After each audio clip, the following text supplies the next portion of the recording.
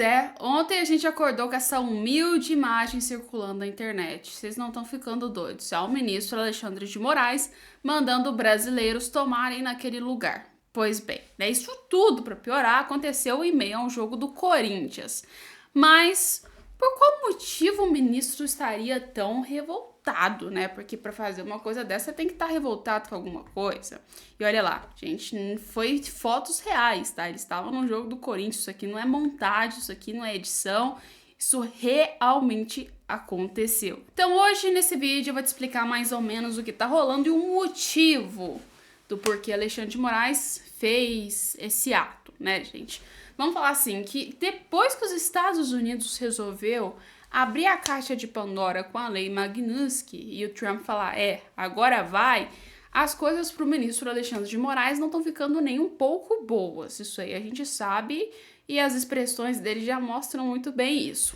Só que o que acontece? O Trump está sendo literalmente uma caixinha de surpresa. Por enquanto a gente tem o nome de Alexandre de Moraes lá, sendo o principal. Mas ainda diz que pode ter mais 2 ministros, ou seja, a gente não sabe quais são os outros. Pelo menos a gente tem uma ideia, né, de quem poderia também sofrer certas sanções sobre essa lei. Então vamos lá que a gente vai conversar sobre isso. Bora começar? E muito pior, sem contar que Donald Trump pode ainda, tá? Para vocês que aí estão curiosos, tirar o STF do ar. E eu vou te contar o que tá acontecendo, porque isso é uma situação muito louca mesmo. Então, bora lá. Pessoal. A gente vai começar com essa matéria, tá? Isso foi publicado pelo Correio Brasiliense, tá? Não tá aparecendo aqui pra vocês, porque eu coloquei só a imagem, mas eu tô lendo tudo que o Correio Brasiliense colocou na matéria, tá, gente? Alexandre de Moraes resolveu aparecer ontem no jogo do Corinthians, né? Tudo bem, tudo bom, tudo tranquilo. Só que no meio do jogo, o telão filmou Alexandre de Moraes. E eu não sei se ele tava esperando que isso ia acontecer ou não tava, porque pela cara dele, ele não tava esperando muito, né? Na hora que o telão virou para Alexandre de Moraes, o pessoal começou a vaiar ele durante o jogo.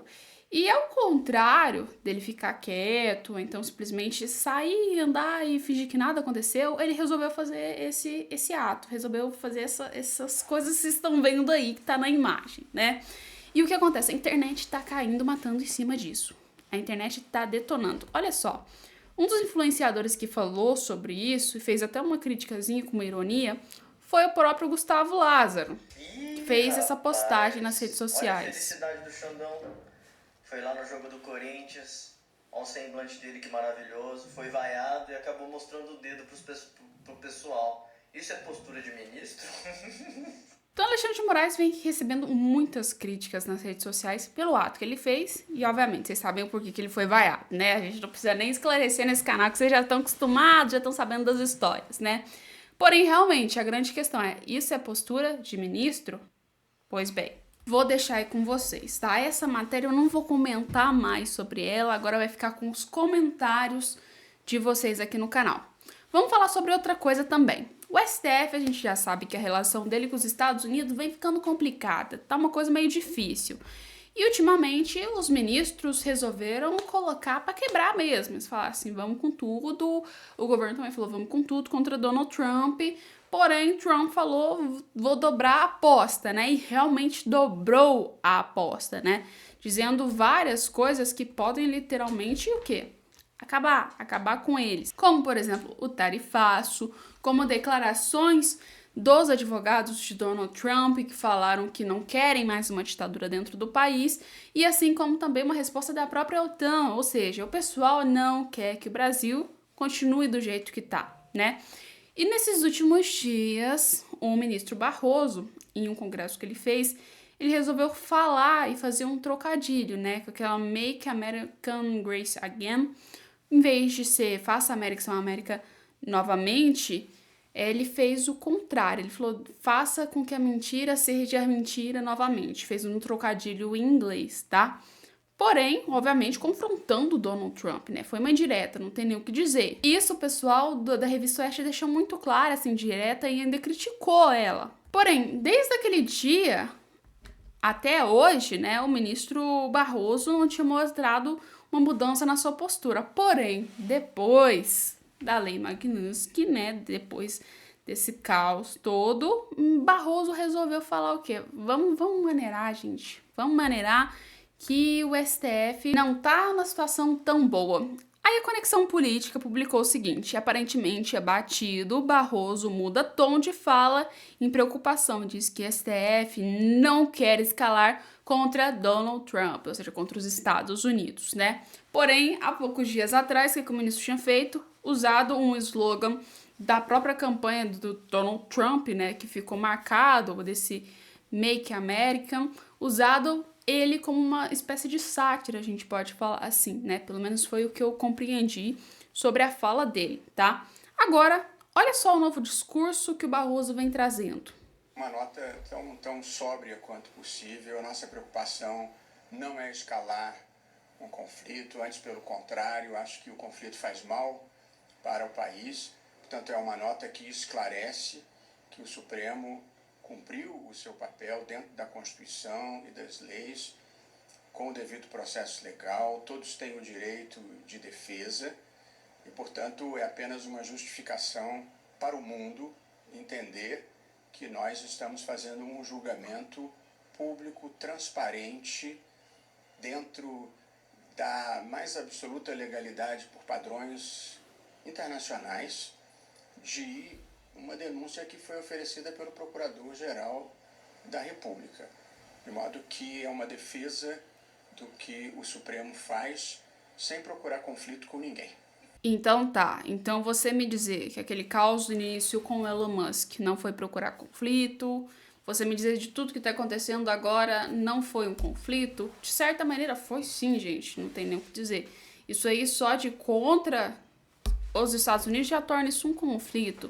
Mas e aí? Vou colocar na mão de vocês essa resposta, tá? Vocês acham que o STF hoje no Brasil tá fazendo um bom trabalho ou tá aquele trabalho meio termo, um trabalho que não compensa, um trabalho horroroso? Põe aí nos comentários.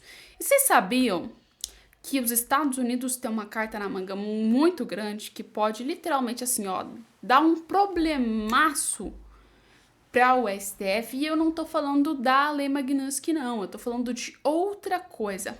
Olha só essa matéria, eu tenho que trazer essa matéria aqui para vocês, gente. Escuta só o que eles falam.